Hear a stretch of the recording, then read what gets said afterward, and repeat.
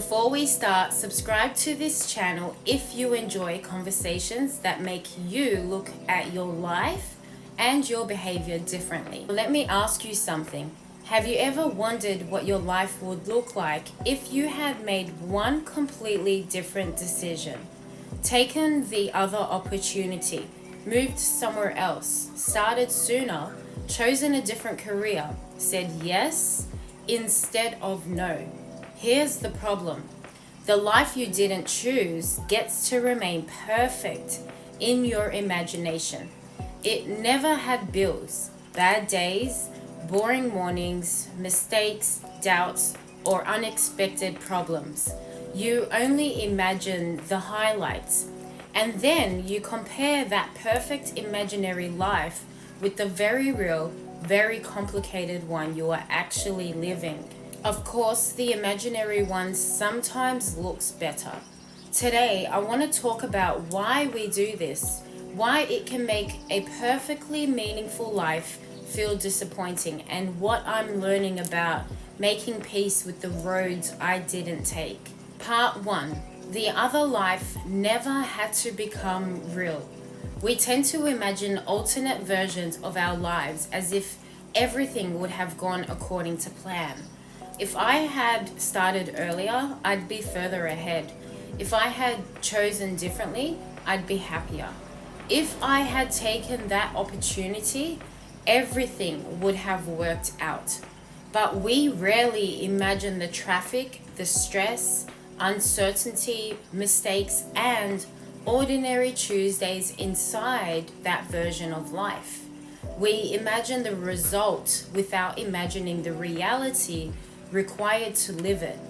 That's what makes comparison with unlived life so unfair. Your current life has evidence. The other life has imagination. And imagination gets excellent editing privileges.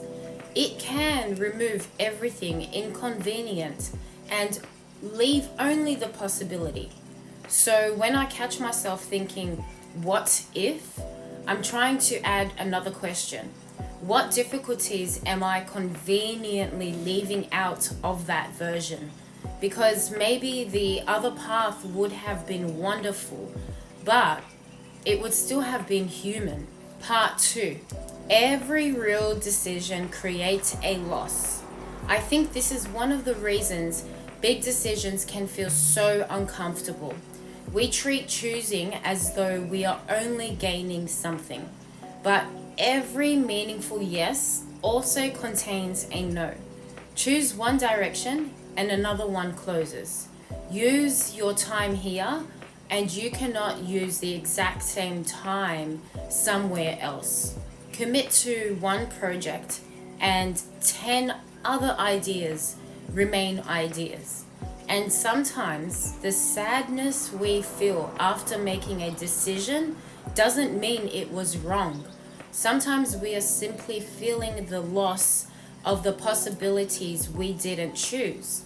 The distinction matters because if you interpret every feeling of loss as evidence that you made a mistake, you will constantly reopen decisions that need time to become something. There are choices I've made where part of me still wondered what another direction would have looked like. But that doesn't automatically mean I chose badly. It means I'm aware that my life could have taken more than one shape. Part 3. The danger of comparing reality to possibility. This is where I think we can quietly make ourselves miserable. You look at your real life and see everything. What's working, what isn't, how long things take, the part nobody applauds. Then you look at your imaginary future and see only potential. Of course, potential wins. Potential hasn't disappointed you yet. Potential hasn't required anything from you yet. Potential can still become absolutely anything. But there is something your imagined life cannot give you: evidence. Your real life has taught you things. It has changed you. It has introduced you to people, ideas, skills, and versions of yourself that could only exist because you lived this particular path. I've started thinking less about whether I chose the perfect road and more about what can I create from the road I'm actually on. That question gives me somewhere to go. What if usually doesn't. Part 4. Regret can contain information. Now, I don't think we should dismiss regret. Sometimes regret is useful. Maybe you genuinely ignored something important. Maybe you stayed somewhere too long. Maybe you had an opportunity and a fear which made the decision for you. That deserves reflection. But reflection and punishment are different things. If I look backwards and realize I would make a different decision today, that doesn't mean I need to attack the person who made the original decision. I know more now. I have different experiences now. I may have different priorities now. That's the point of learning. The better question is, what is this regret trying to teach me about my next decision? Maybe the lesson is to act sooner, speak more clearly, ask more questions, take the opportunity, or even maybe just trust yourself. Whatever it is, let the regret become useful. Otherwise, you pay for the same decision twice. Once when it happened, and again every time you replay it. Part 5. Sometimes you don't miss the other life. This one surprised me. Sometimes we imagine another version of our life. We don't actually want that exact life. We want what it represents. Freedom, adventure, recognition, more creativity, more time, more peace. So instead of saying, I should have chosen that life, ask, what am I seeing in that life that I want more of in this one? That changes everything, because maybe you don't need to abandon your whole direction. Maybe the fantasy is pointing toward something that has been neglected. If you keep imagining yourself somewhere more creative, perhaps creativity needs more space now. If you imagine a slower life, perhaps your current pace needs examining. If you keep imagining doing more meaningful work, maybe that desire deserves to be taken seriously. The unlived life can become information instead of temptation. Building the Verdant mindset has made me think about this quite a lot. Whenever you build something, there are endless directions you could take. I could look at another creator, another business, another strategy, and wonder whether I should be doing what they are doing.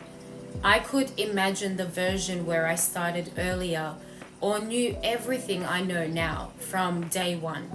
But that version of me doesn't exist. This one does. The one learning in real time, making decisions, testing things, getting some things right, getting some things wrong, and continuing anyway. I'm trying to appreciate the fact that I'm actually living the story instead of constantly comparing it with a version that only exists in my head. Because I don't want to spend so much time imagining another life that I become absent from this one. 3 questions I want to ask you. So if you have been stuck in a lot of what if thinking lately, try these 3 questions. 1. Am I comparing my real life with an edited imaginary one?